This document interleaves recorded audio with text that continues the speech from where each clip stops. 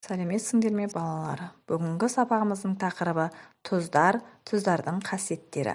Сабақтың мақсаты тұздарды алудың әртүрлі әдістерін білу, тұздардың қасиеттерін жіктелуін және олардың химиялық қасиеттерін сипаттайтын реакция теңдеулерін құрастыру. Тұздар дегеніміз не деген сұраққа жауап іздеп көрейік. Тұздар дегеніміз металл атомдарынан және қышқыл қалдықтарынан тұратын күрделі заттар. Тұздарды үшке жіктейміз: орта немесе қалыпты тұздар, қышқылдық тұздар және негіздік тұздар.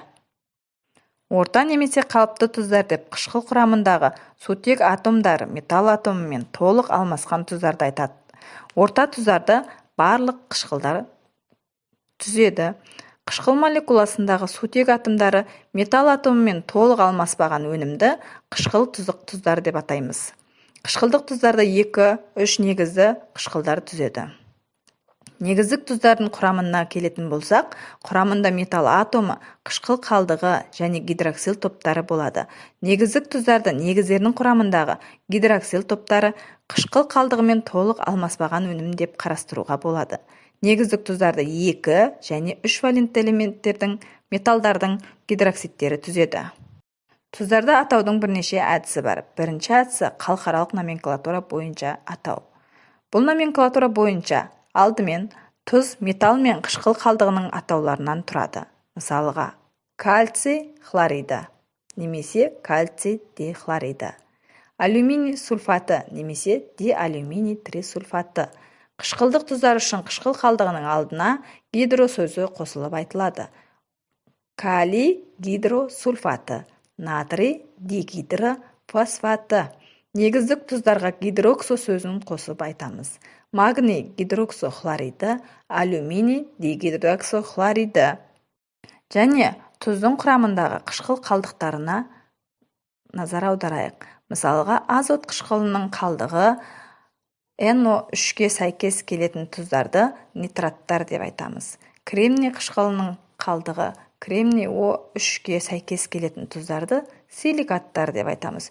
Күкірт қышқылының тұздары сульфаттар, фосфор қышқылының тұздары фосфаттар, бром қышқылының тұздары бромидтер деп аталады. Қалыпты жағдайда тұздардың барлығы да қатты, ақ түсті, кристалды заттар. Тұздардың судағы ергіштігі әртүрлі. Соған байланысты тұздар еритін, аз еритін және ерімейтін деп бөлінеді. Жақсы еритін тұздарға натрий мен калийдің барлық тұздары, азот қышқылының тұздары нитраттар, тұз қышқылының тұздары хлоридтер жатады. Үш жүзінде ерімейтін тұздар барий сульфаты, кальций карбонаты және көптеген фосфаттар жатады. Тұздар табиғи суда 0,1%-дан 3,5%-ға дейін кездеседі, ал адам организмінде 5,5%-ға дейін кездеседі. Тұздардың металдармен әрекеттесуі. Белсенділік қатарында металл өзінен кейін орналасқан металды оның тұзының құрамынан ығыстырады. Екінші, тұздар сілтілермен алмасу реакциясына түседі. Тұздардың қышқылдармен әрекеттесуі. Тұздар қышқылдармен әрекеттесуі үшін нәтижесінде газ, тұнба немесе су түзілуі керек. Тұз бен тұздың әрекеттесуі. Бұл жерде алмасу реакциясы жүреді және түзілген тұздың біреуі тұнбаға түсуі керек. Тұздарды термиялық айыруға болады. Тұздардың қолданылуы. Бейорганикалық қосылыстардың ішінде табиғатта кең тараған заттар тұздар. Зат алмасу процесінде тұздар маңызды рөл атқарады. Тұздар тірі организмде, жасуша сұйығында, жүйке бұлшықет пен сүйек ұлпаларының құрамына кіреді. Тұз қышқылының тұздары хлоридтер ең көп қолданылатыны. Натрий хлорид пен калий хлоридіне ерекше тоқталатын болсақ.